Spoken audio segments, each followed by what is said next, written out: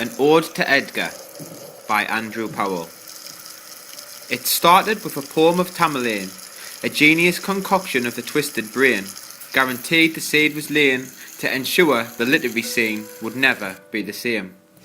For when he etched his troubled words and obsessed upon those ink-black birds, and heard the rapping of a chamber door, and spoke of nevermore, his logic grew absurd. A brilliantly vivid misfit whose mind was torn and twisted, a diamond of a monotonous race. Behind the pallid oval of his face, a sunken squalid talent shone incandescently with grace, and expressed itself from inside out, to an earth in damnation and a world in doubt. An infinity of literary critics praised the script, yet berated he who did it, but at least the word was out. For what virtuosity was to be unleashed from with this intellectually astute beast would release an infection of awestruck readers for centuries to come after his decease.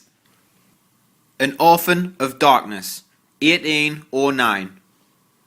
The day of January bit with cold, a basic shell was chosen to hold a golden soul. That morning he was born, shoulders laden with a fate that burdened him from 1 year old. An open door banged in the wind, his father gone upon its invisible wings for varied pastures. Tuberculosis engraved its grossness and snatched his mother and grasped her in eternal raptures. A child of darkness, orphaned and transported to Scotland to reside within a clan of Allans, where he was raised with wealth and stern discipline, not within an even balance. Henceforth came the name that caressed the lips of people in their billions.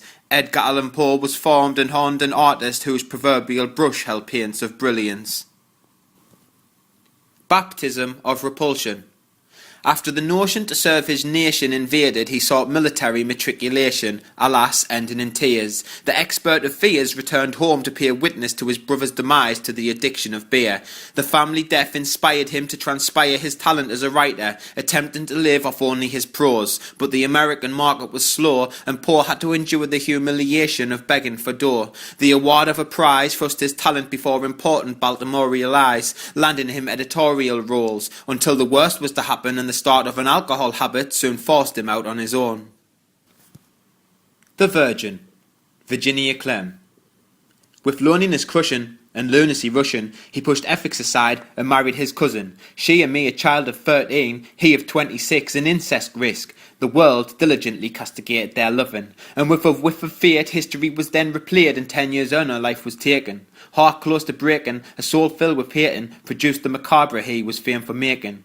Oh, sweet Virginia Clem, was to hand him misery again, the travail of pain so fervent, yet the affliction of the unfortunate was to help grow and on the inner wordy serpent, and successive immortality was to follow, drowned in drink, insanity and sorrow, yet the recognition proved to be financial superstition. Poe's hand continued to be forced to borrow. The facts are potently abhorrent that he was to only make $10 for publishing The Raven, yet the lines he entwined with dark and beauty outclassed 1,000,000 scholars in its heyday. That is the epitome of one man's suffering, a servant of a darker offering, abashed with fame. The pain scribbles that he made during that crusade would raise the standard of his name. When alcoholism kicked in properly, he went on to find the monopoly of mystery, and with his pen strokes upon unsullied paper pages, literally, he wrote the future's history.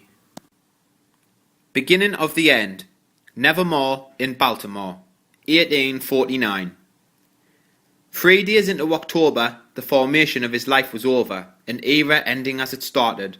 The man who had lived mostly broken-hearted commenced on a path for the departed. "Reynolds!" he called deliriously, upon the cobbled streets of Baltimore, before falling to the floor, slumped mysteriously in clothes that weren't his own, death gently tapping, rapping at his door. Incoherent to state how his condition had come to be, death would remain a mystery for evermore. 4 days later the crows would fly.